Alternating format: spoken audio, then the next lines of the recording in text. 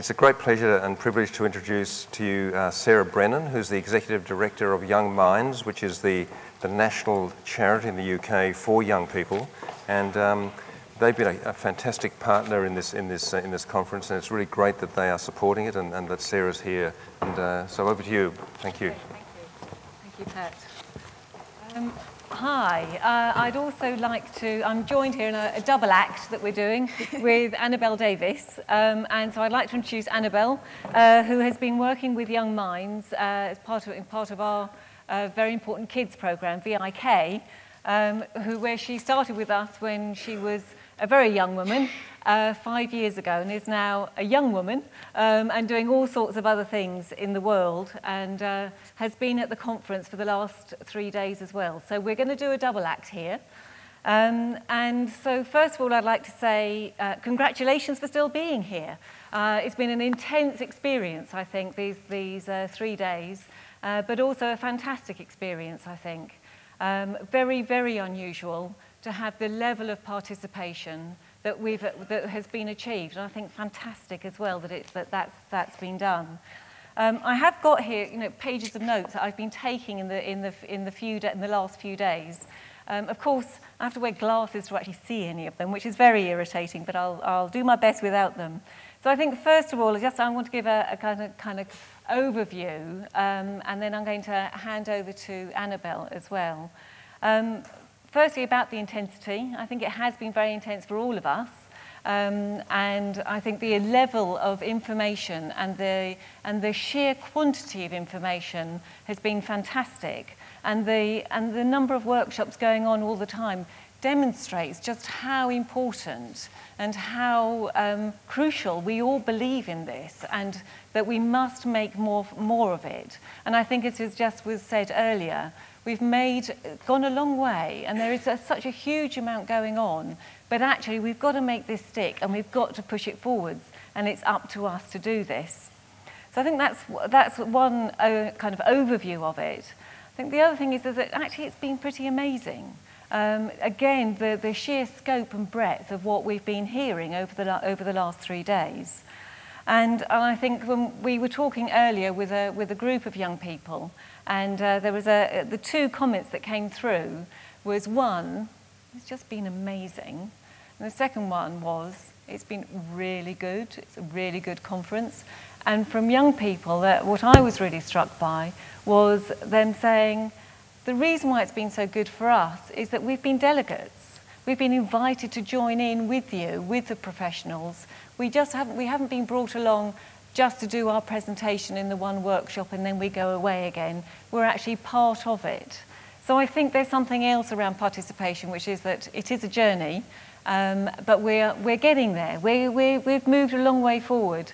I think 5 years ago, there wouldn't have been a conference that would have achieved that and done that. So from that bit, I'd like to invite Annabelle to say a few words about your experience. Well, it's been an amazing few days to repeat. But I think, for me, the question that still remains is, can you have a conference that works for professionals and for young people, that can have the identity that goes for everyone? And I know that for some people, they leave today going, it was a bit inaccessible. It was too academic. It was too young people orientated. But for me, as a young person, a student, and also a professional, it's given me a lot to take away, and a lot that I can apply to every different area of my life.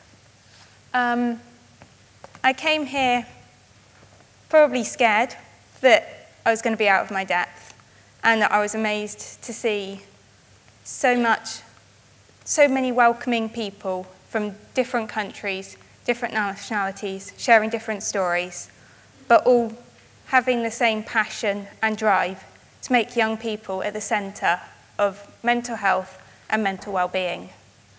I think we're all probably slightly impatient to make it a completely inclusive service, and probably all going, well, we could do this better, we could do that better. But at the end of the day, for me, it's been an absolutely brilliant conference, and I'm one young person that leaves very happy with a whole host of new knowledge. And thank you. Brilliant.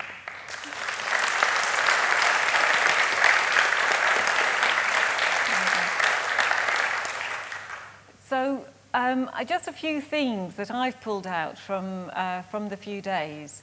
And one thing I have really been struck by is that whether we're talking about Australia, Canada, Ireland, England, we actually all seem to be singing from the same hymn sheet. I don't know if that's because we've all kind of self-selected, but certainly there are some themes that have come through the whole conference. One of them, I think, which I was very struck by, was that I'm a dinosaur, and I know this, and I feel it around social technology, and how we need to engage with that if we're going to actually have effective services going into the future that actually relate to young people and are also cost-effective. And I know that there has been a lot done in this country as well around developing new models and new models of working and new ways of communicating with young people. So one really, really strong theme, I think, that came through across the few days. The other one, and I think I'm really struck again by the work that we've heard about Headspace, about Jigsaw, and again, which maybe wasn't covered so much, but things that are happening in this country too, about communities working together. That we need to actually have a different sectors actually coming together, working around young people's emotional well-being and mental health, and that's the answer. That's the way we're going to actually make a big difference. And the other side of that, of course, is early intervention. I always feel like it's early intervention, early intervention, early intervention. You can never say it enough. But I think that theme has come through loud and strong throughout the conference, in all the presentations that we've had around early intervention in psychosis. Again, in the presentations we had this morning, I think it's just so important, and how we actually capture that and make governments and make them, the people with the fund holders, actually deliver against it and be brave enough to do it. I think something else that came through strongly was around youth-friendly services. So not just about participation as an activity, but how that translates into changing the services. And there's been fantastic role models that we've heard about. Again, Headspace and Jigsaw in particular. Again, maybe I was a little disappointed coming from England that some of the models that we have and are developing here maybe weren't so covered so well. But I think what we did hear about was very inspiring. And I know I've heard several young people say, we want Headspace here.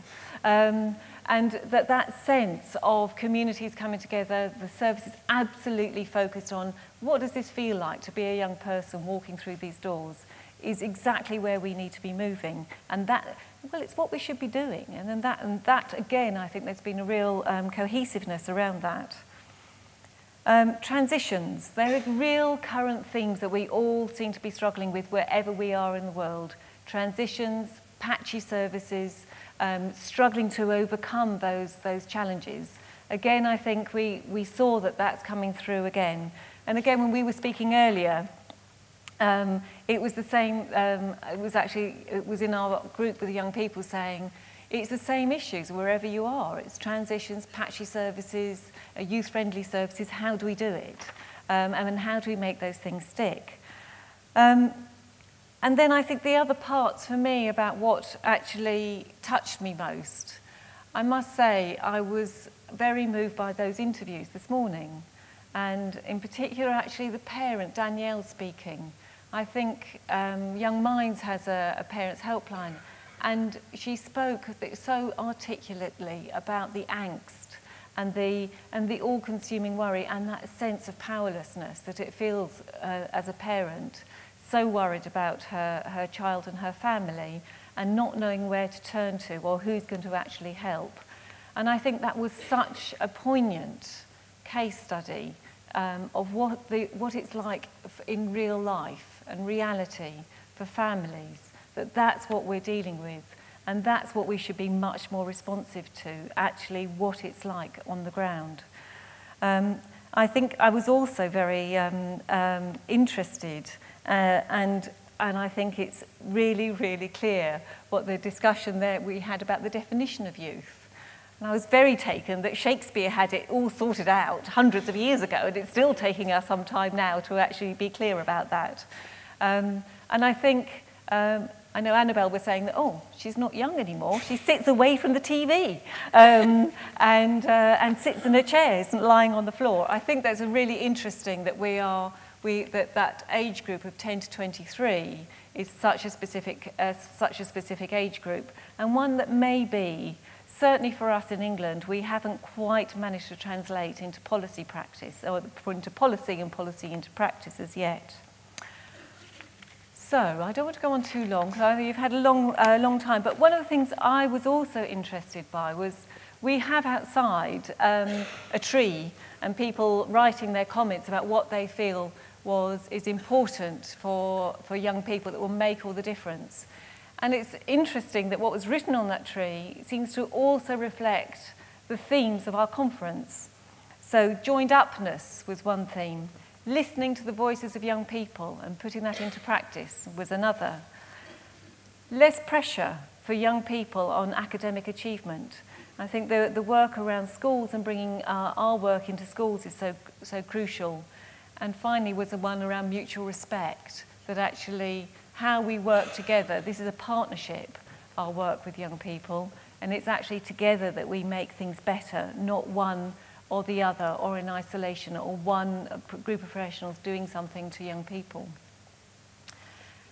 I'd like to turn back to Annabelle at this point, and maybe for your comments here, Anna. Yeah, I think I just want to finish from us by standing here saying, as a young person, as living in young people's mental health, as a student studying young people's mental health, and as someone that's working in the field of mental health as a professional, we've all started the conversation in this room. We now have to take it across the world, listen to the young people, include the young people, and make youth mental health not just about mental illness, but about mental wellness as well. It's about including 5 in 5, not 1 in 5. Thank you. Thank you.